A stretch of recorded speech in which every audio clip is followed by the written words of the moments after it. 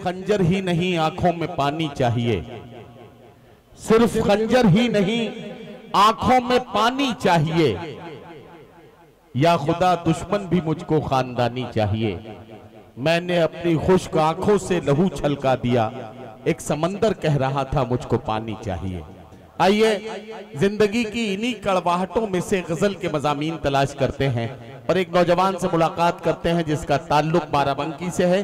बाराबंकी से राशिद कमाल हमारे बीच तशरीफ लाए हैं अपने बहुत ही वलवला अंगेज अंदाज से और अपने खूबसूरत शायरी के जरिए आपके दिलों पर दस्तक देंगे, आपके जज्बात की तर्जुमानी करेंगे और इस मुशायरे के बहुत ही बाकमाल शायर के तौर पर अपना कलाम से नवाजेंगे और अपने कलाम के साथ इस मुशायरे को आगे बढ़ाएंगे।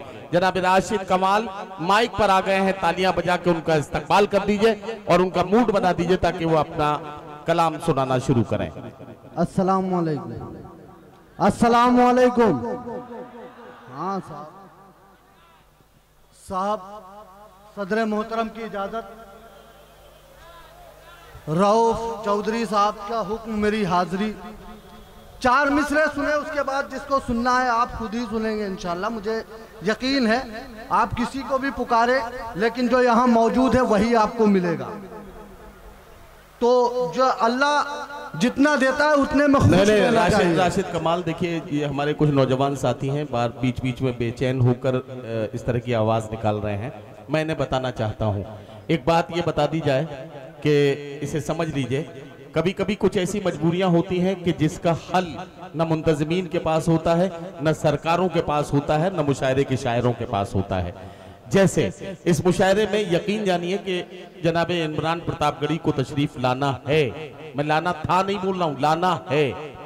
ये मुशायरा कमेटी की कोशिशें और काबिशें हैं कि उन्होंने इमरान प्रतापगढ़ी को मदऊ भी किया, जिस तरह से उनका अपना जो तरीका, जो प्रोसेस है, उस तरीके से उनको टिकट और उनका पेमेंट भी उनके अकाउंट में डलवाया गया। इमरान प्रतापगढ़ी चूंकि कर्नाटक के चुनाव में राहुल गांधी जी के साथ वहां के चुनाव में बहुत मसरूफ है, लेकिन उसके बाद भी इमरान प्रतापगढ़ी ने वहां से सफर शुरू किया। वहां से वो हैदराबाद आए, हैदराबाद से फ्लाइट से उन्हें दिल्ली आना है। दिल्ली से लखनऊ की जो फ्लाइट है वो थोड़ी सी डिले और रीशेड्यूल होने की वजह से थोड़ी सी ताखीर हुई, लेकिन अभी भी हमारे लोग वहां लखनऊ एयरपोर्ट पर मौजूद हैं। वो जैसे ही यहां पहुंचेंगे अपने कलाम से नवाजेंगे।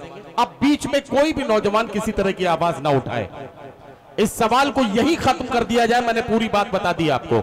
अब तालियों की गूंज में राशिद कमाल का इस्तकबाल कीजिए और राशिद कमाल से जी खोलकर उनका कलाम सुनिए। साहब मैं पढ़ता हूँ सुने बिना किसी तमहीद के। साबिक एमपी साहब, मुकीम साहब यहाँ तशरीफ रखते हैं। भाई शेर सुन लो, 2 मिनट सुन ले भाई। मैं पढ़ता हूँ यहाँ से, नदीम भाई पढ़ता हूँ कि बुलंद परचमे ईमान करने वाले हैं। सुने साहब, स्टेज पे जुड़ जाए थोड़ा सा, कि बुलंद परचमे ईमान करने वाले हैं, हम अपनी जान को कुर्बान करने वाले हैं। क्या बुलंद बुलंद बुलंद परचमे ईमान करने वाले हैं, हम अपनी जान को कुर्बान करने वाले हैं। अगर जलाओगे कुरान मेरा सितमगारो तो तुमसे जंग का ऐलान करने वाले हैं। अगर जलाओगे कुरान मेरा सितमगारो तो तुमसे जंग का ऐलान करने वाले।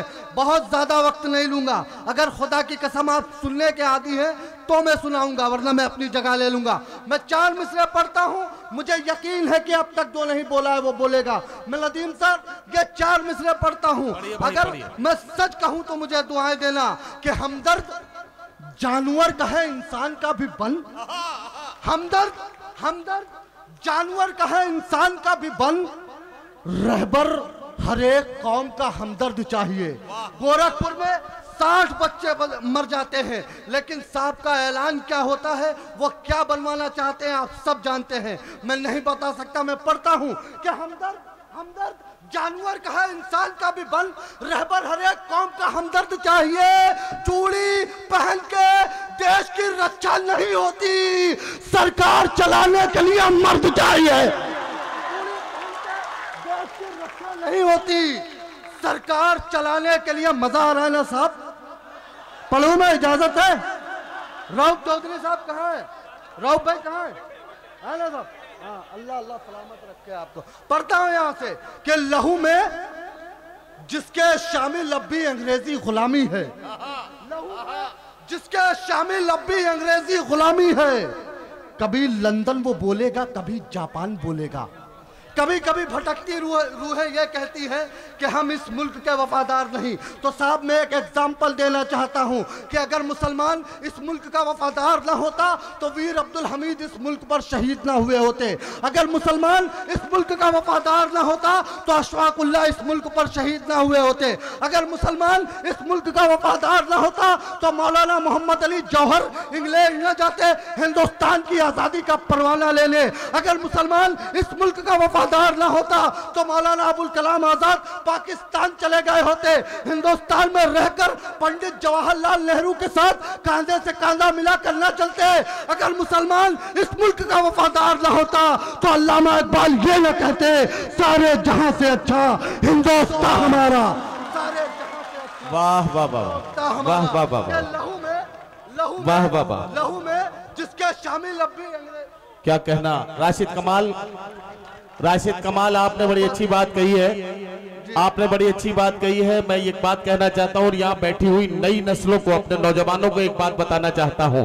कोई आपकी तरफ इस तरह का सवाल अगर उछाले, आपकी वफादारियों पर शक करे, तो उसके लिए एक जवाब काफी है, एक जवाब काफी है कि मुल्क की आजादी के बाद बंटवारे का जब वक्त आया, उस वक्त हमने मोहम्मद अली जिन्ना की उस आवाज को नहीं सुना जिसमें हमें ये बताया जा रहा था कि मुसलमानों आओ, ये मुल्क तुम्हारे लिए बनाया जा रहा है, तुम आकर पाकिस्तान में रहो।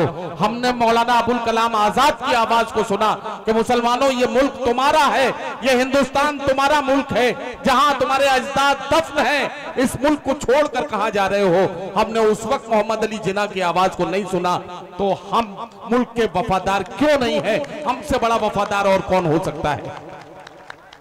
मैं पढ़ता हूं यहां से, सुने कि लहू में जिसके शामिल लब्बी अंग्रेजी गुलामी है, वाह, कभी लंदन वो बोलेगा, कभी जापान बोलेगा। लहू में जिसके शामिल लब्बी अंग्रेजी गुलामी है, कभी लंदन वो बोलेगा, कभी जापान बोलेगा। वतन के जर्रे जर्रे से हमें इतनी मोहब्बत है, हमारे खून का हर कतरा हिंदुस्तान बोलेगा।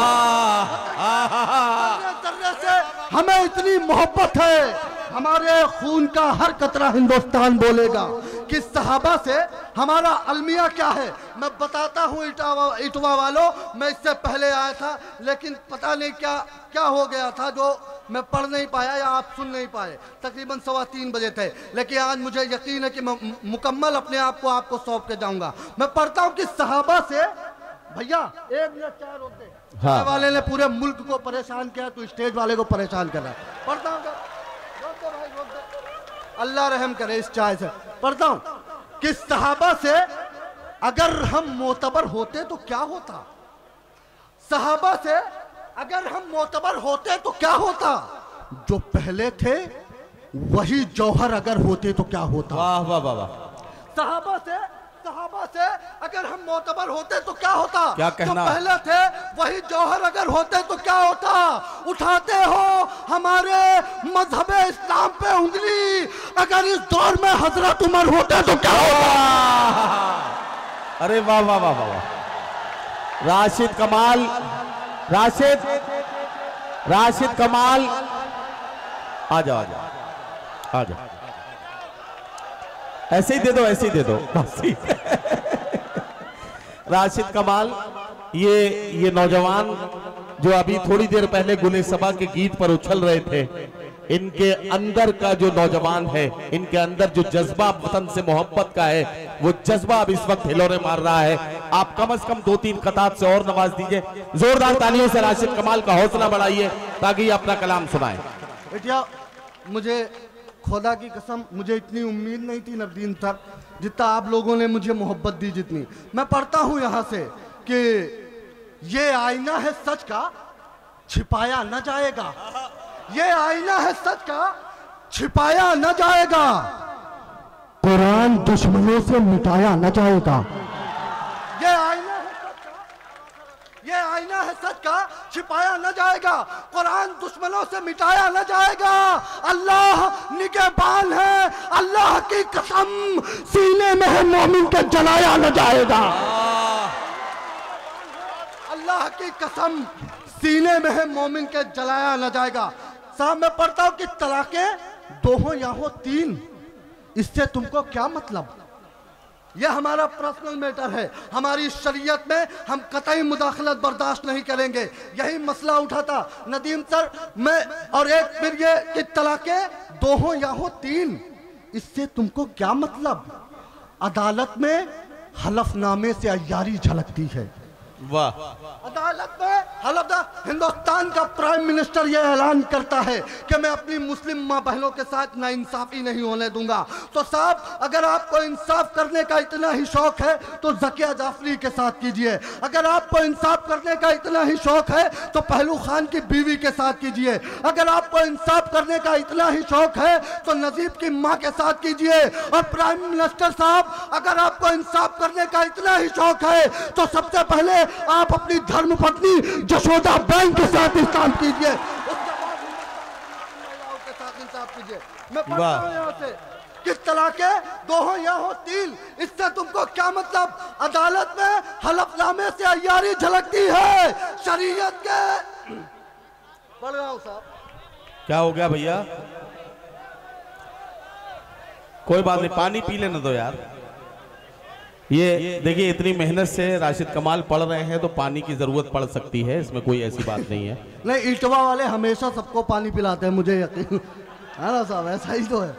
चलिए मैं मुसलसल सफर में पढ़ता हूँ कि तलाके दो हो या हो तीन, इससे तुमको क्या मतलब? अदालत में हलफनामे से अय्यारी झलकती है शरीयत के। ये सारे मसले उलमा समझते हैं, तुम्हारी नियतों से साफ मक्कारी झलकती है। वाह वाह वाह। उलमा समझते हैं, तुम्हारी नियतों से साफ मक्कारी झलकती है। मैं पढ़ता हूं यहां से साहब कि तकदीर कोई अपनी संवारेगा रोड पर।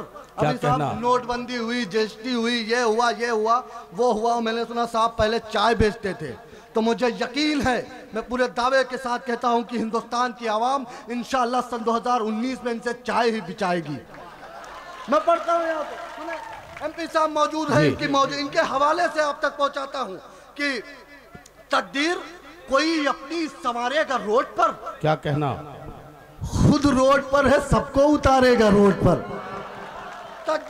तकदीर अगर आप मेरे ये चार मिसरे सुन लेंगे तो एक दो कते आपको सुना के जाऊंगा कि तकदीर कोई अपनी संवारेगा रोड पर, खुद रोड पर है, सबको उतारेगा रोड पर।